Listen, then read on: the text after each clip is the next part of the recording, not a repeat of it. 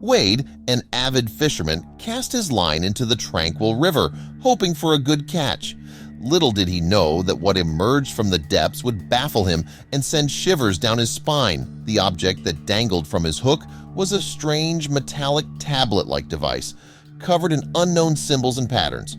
Curiosity piqued, Wade decided to seek the expertise of a local archaeologist. But when the expert set eyes on the tablet, fear etched across his face. He whispered, "This can't be real." But before we start, smash the like button and make sure to subscribe if you haven't, and hit that notification bell so that you won't miss any new stories. Wade still remembers the day like it was yesterday. He was out fishing by the river when suddenly it felt like he had caught something. He pulled and pulled on his fishing rod, thinking he made the catch of a lifetime. Slowly but surely, he began to see movement in the fishing line. His struggle had caught the attention of 3 passers-by.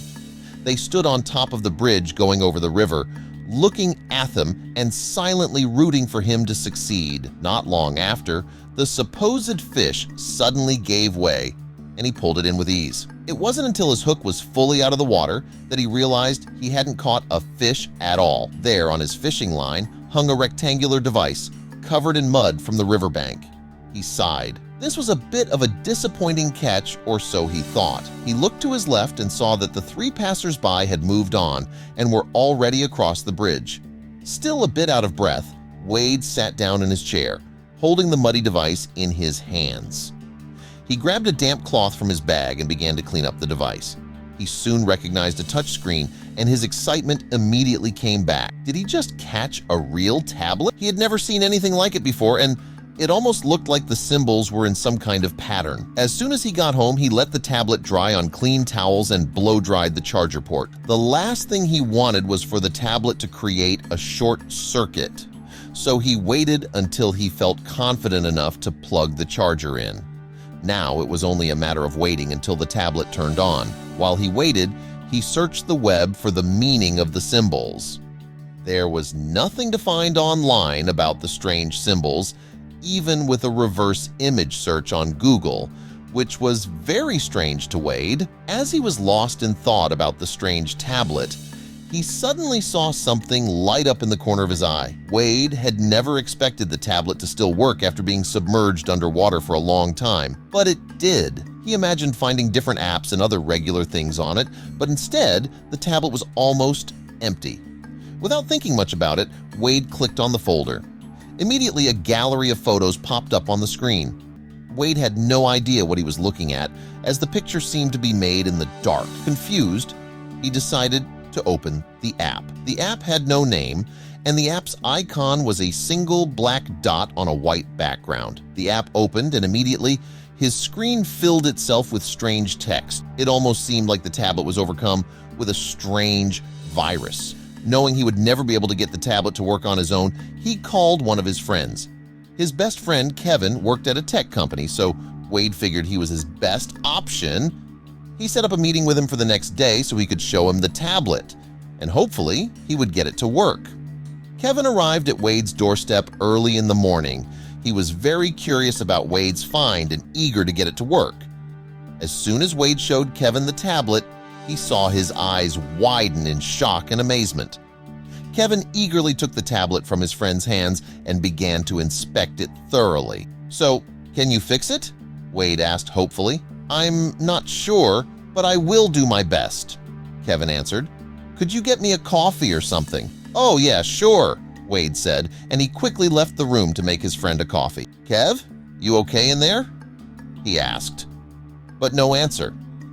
He confusedly walked back to the living room and was shocked to see it was empty and the tablet was gone. Wade's stomach turned at the thought of one of his best friends stealing from him, but it sure looked like it. Suddenly, he heard a car start in his driveway. "Kevin!" Wade yelled as he ran outside. Wade quickly jumped into his own car and raced after his friend. "How could this happen?" he thought as he pressed his gas pedal all the way down.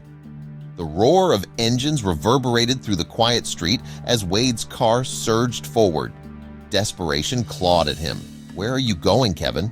he wondered, navigating through narrow lanes and bustling avenues. Wade's chase led him to a grand old building.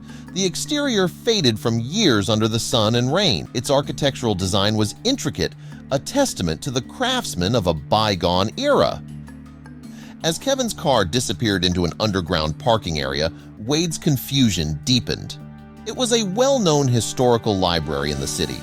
What business did Kevin have there at this hour?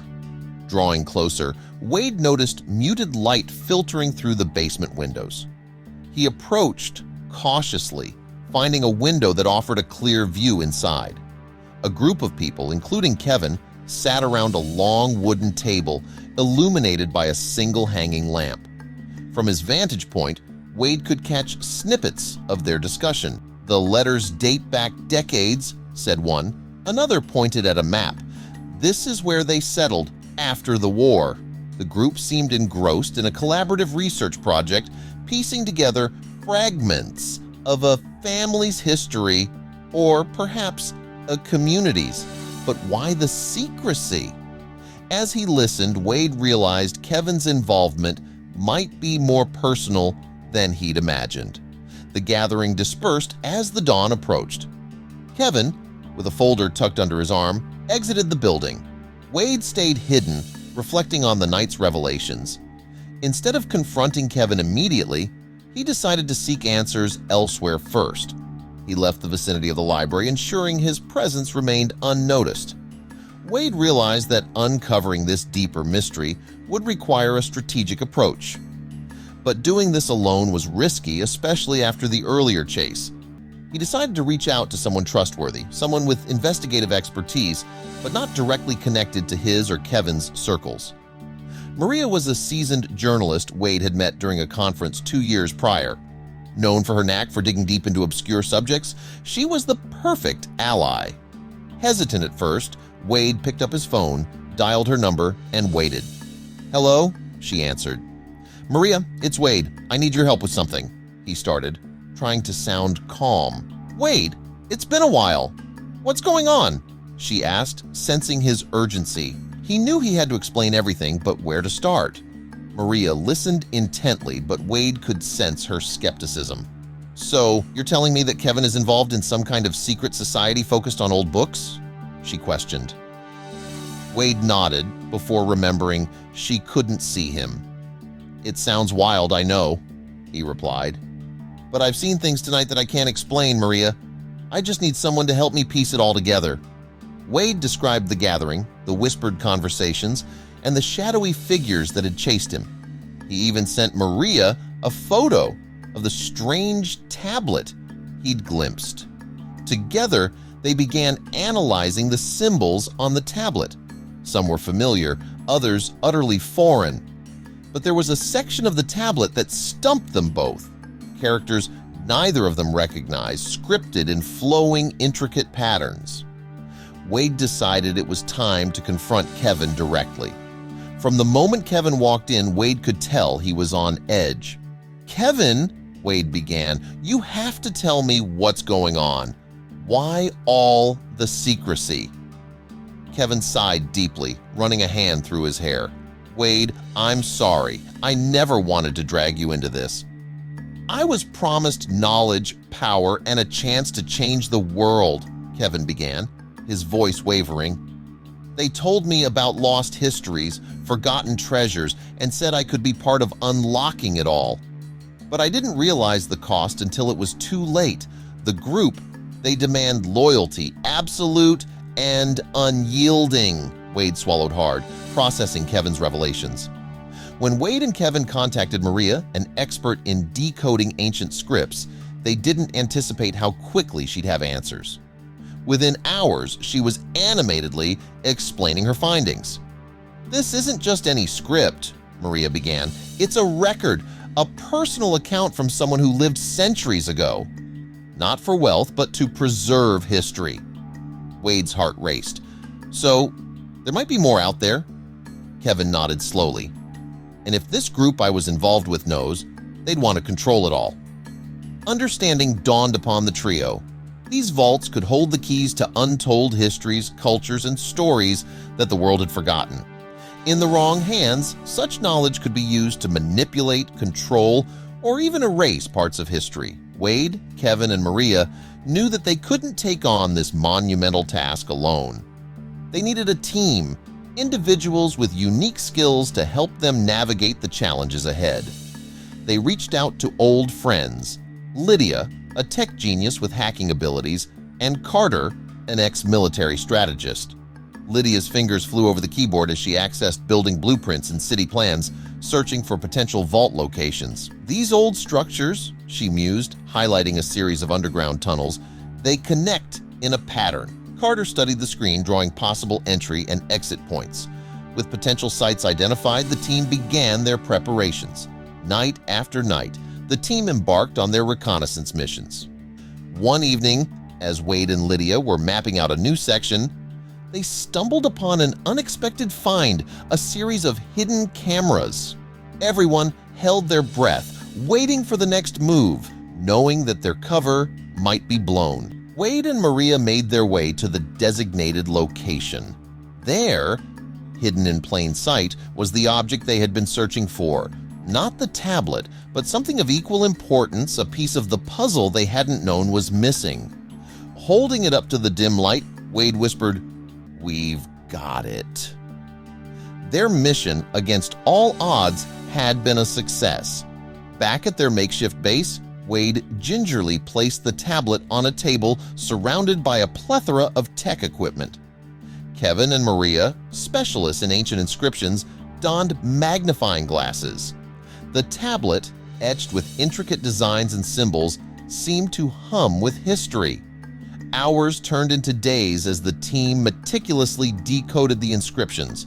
Maria made the first breakthrough, recognizing patterns similar to ancient navigation charts.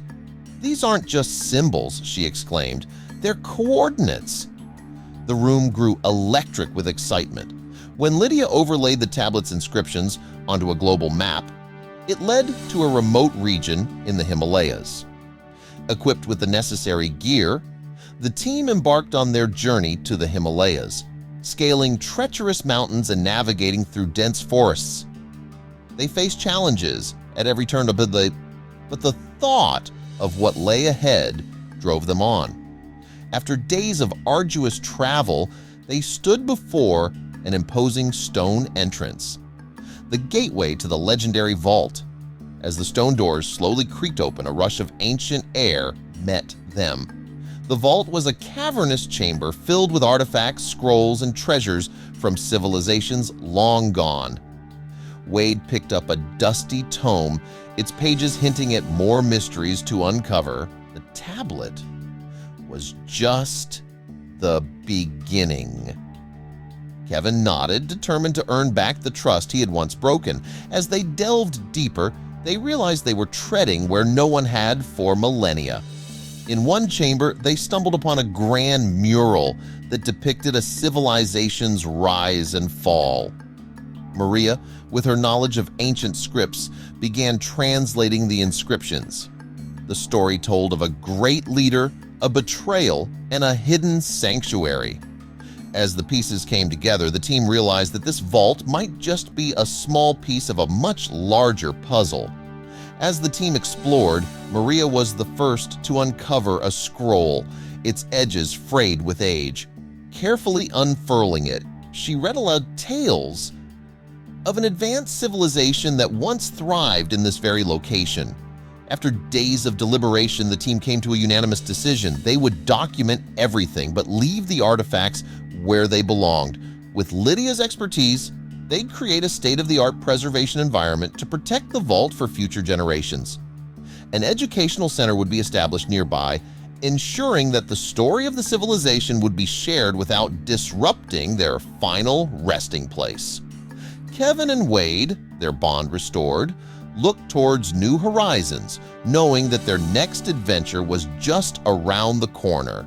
The sun set on one chapter, but the promise of the next was already dawning.